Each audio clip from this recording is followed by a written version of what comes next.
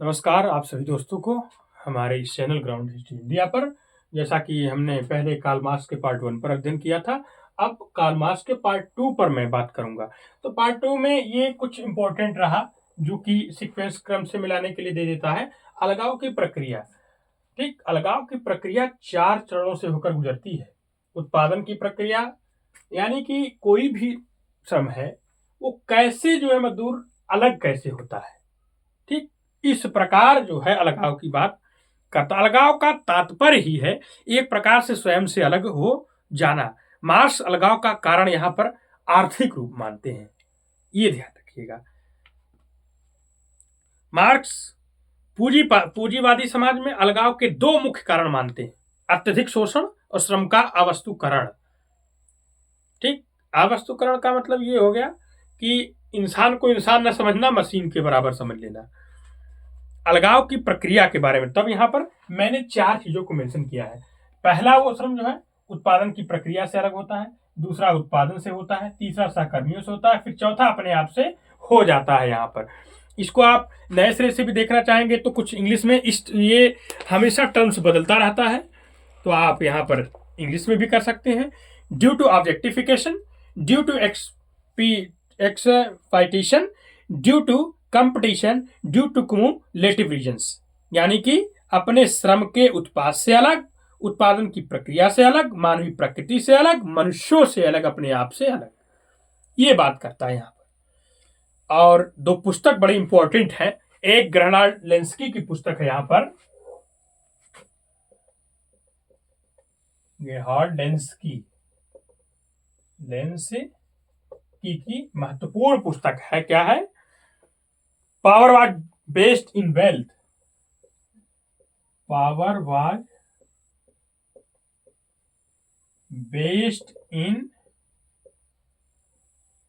Wealth, ये है। और दूसरी कार्ल मार्क्स की है आपकी, कार्ल मार्क्स की इसी से रिलेट करते हुए है, क्या है वो?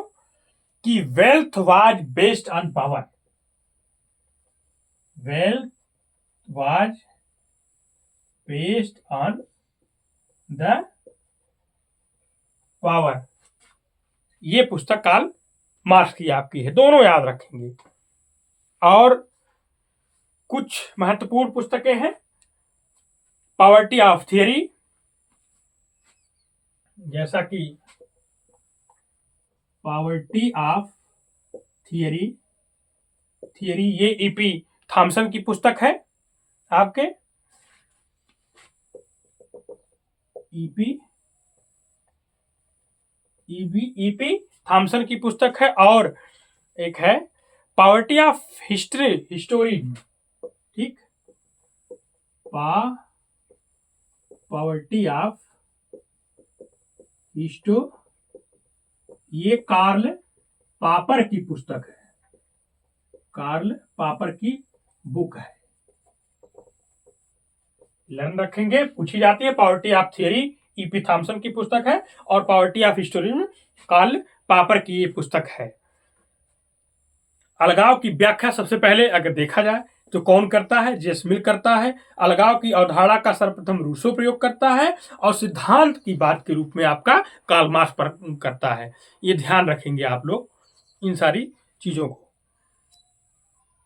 और देखा जाए तो मैंने यहाँ पर वर्ग संघर्ष में इतनी की बात की थी, आदिम साम्यवाद, दासवाद, सामंतवाद, पूंजीवाद, सब में प्रत्येक में दो, ये तो वर्ग विहीन समाज है, पता ही आपको। दासवाद में दास और मालिक के बीच है, सामंतवाद में आपका जो है सामंत और दास है, और पूंजीवाद में आपका बुर्जुआ और सर्वहारा है।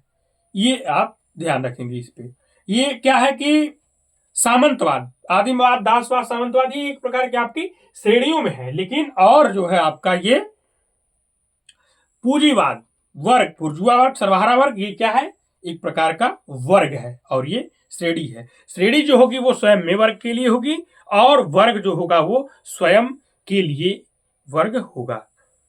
तो यहां पर विशेष ध्यान रखेंगे। सर्वहाराकरण का अर्थ जो है मार्क्स के अनुसार जब मध्यम वर्ग में सर्वहारा के लक्षण आने लगे, अर्थात समाज में सर्वहारा की संख्या की वृद्धि होने लगी, तो यह प्रक्रिया सर्वहाराकरण कहलाती है।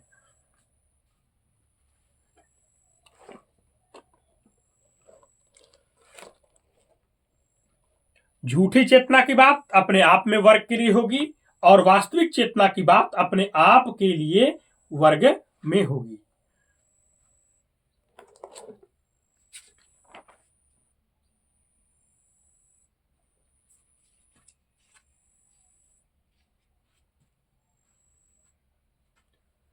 एक चीज और ध्यान रख लीजिएगा यहां पर, मार्क्स के अनुसार क्या कहता है। मार्क्स की एक पुस्तक है, जैसा कि पहले मैंने बताया था, क्लॉस स्ट्रगल इन फ्रांस में 4 वर्ग बताए हैं। क्या बताए हैं? पहला बुर्जुआ या पूंजीपति वर्ग, दूसरा कृषक वर्ग, तीसरा सर्वहारा वर्ग यानी कि संगठित क्षेत्र में कार्य करने वाले लोग, और चौथा लंपट सर्वहारा वर्ग यानी कि लंपट सर्वहारा वर्ग का मतलब है असंगठित क्षेत्र में कार्य करने वाले लोग। और धर्म के विषय में मार्क्स ने कहा ही है कि धर्म पूंजीपतियों की बनाई हुई व्यवस्था है, इसकी आड़ में पूंजीपति मजदूरों का शोषण करते हैं। उन्हें कहा कि धर्म पीड़ित लोगों की बेदिल दुनिया की भावना तथा आत्मविहीन स्थितियों की आत्मा या जनसाधारण की अफीम है। यहीं पर आपका राल्फ डैरेनडॉर्फ भी अपनी पुस्तक में class and class conflict in industrial society 1959 में मार्क्स के वर्ग संघर्ष के सिद्धांत को अप्रासंगिक माना और उन्होंने कहा कि तकनीकी विकास में सर्वहारा की एकता को समाप्त कर दिया है, जिससे सर्वहारा और उनकी एकता छिन्न भिन्न हो गई है। जैसे उन्होंने श्रमिक वर्ग का बिखराव, सर्वहारा और उनकी एकता छिन्न भिन्न हो गई है, जिसे उन्होंने श्रमिक वर्ग का बिखराव यानी कि डीकम्पोजिशन ऑफ लेबर, अगर डीकम्पोजिशन ऑफ लेबर की बात आए इंग्लिश टर्म को यूज करिएगा तब वहां राल्फ डैरेनडॉर्फ आप लगाएंगे, ध्यान रहे। और किसका? राल्फ डैरेनडॉर्फ का मानना है कि श्रमिक स्किल्ड, अनस्किल्ड, मतलब सेमी स्किल्ड और अनस्किल्ड यानी कि कुशल, अर्धकुशल और अकुशल में विभाजित हो गया है। ये कौन बात करता है? राल्फ डैरेनडॉर्फ बात करता है, ध्यान रखेंगे विशेष रूप से। ये नहीं कि इसको देखते ही सीधे सीधे कार्ल मार्क्स लगा के खाली हो ले, बिल्कुल मत काम करिएगा। डैरेनडॉर्फ ने यह भी कहा कि पूंजीपतियों में बिखराव हो गया है, अब कोई व्यक्ति पूंजीपति नहीं होगा, पूंजी शेयरों में विभाजित हो जाएगी। ठीक, और इस प्रकार उन्होंने पूंजी का बिखराव, डीकम्पोजिशन ऑफ कैपिटल और डीकम्पोजिशन ऑफ लेबर, दोनों की बात राल्फ डैरेनडॉर्फ करता है। ये नोट रखेंगे आप।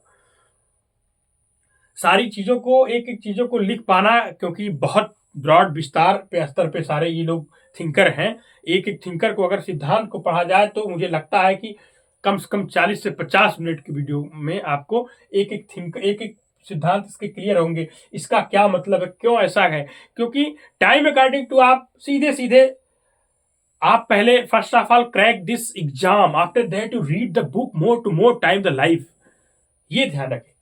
इस पे आपके पास समय होगा तो आप खूब इसको पढ़ें, अभी एग्जाम को पढ़ें। हमें इस समय बुद्धिमान बनने की आवश्यकता है, ना कि विद्वान बनने की आवश्यकता है। विद्वान बनेंगे तो निरंतर असफल रहेंगे, बुद्धिमान बनेंगे तो परीक्षा को पास करके आगे बढ़ जाएंगे।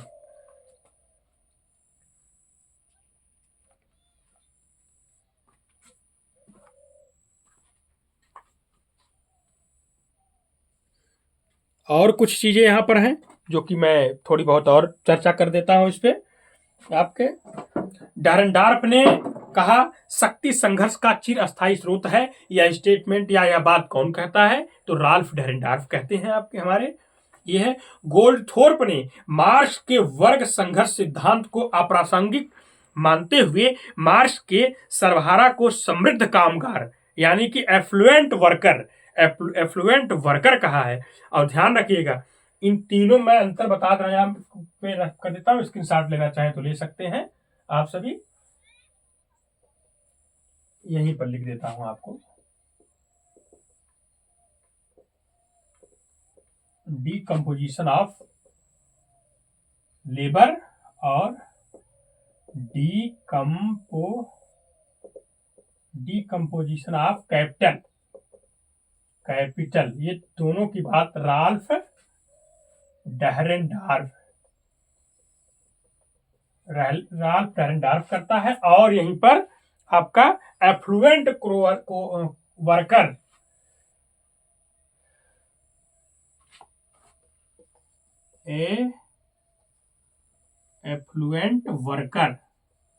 वर्कर की बात आपका गोल्डथोर्प करता है। ठीक, सीधे सीधे स्टेटमेंट दिया जाएगा, यहां पर याद रख लीजिएगा जैसा कि मैंने बोल दिया यहां पर। इसके अलावा गोल्डथोर्प ने पूंजीवाद समाज में व्यवसाय स्त्रीकरण, फेमिनाइजेशन ऑफ ऑक्यूपेशन की भी बात करता है गोल्डथोर्प। ठीक, गोल्डथोर्प पूंजीवाद समाज में व्यवसाय स्त्रीकरण, फेमिनाइजेशन ऑफ ऑक्यूपेशन की भी बात करते हैं, यह भी ध्यान रखिएगा। और बहुत ज्यादा डिटेल्स न करते हुए मैं आपको यहाँ पर शार्ट में इस कार्ल मार्क्स को खत्म करता हूँ। और मैं आशा करता हूं कि जो भी होगा आप सब लोग इसको कायदे से लर्न करेंगे। First of all, indication of the learning point of the fact, after that you more study on details, more to more time. Okay, आप सभी को मेरा धन्यवाद। आशा करता हूं कि समझ में आया हो।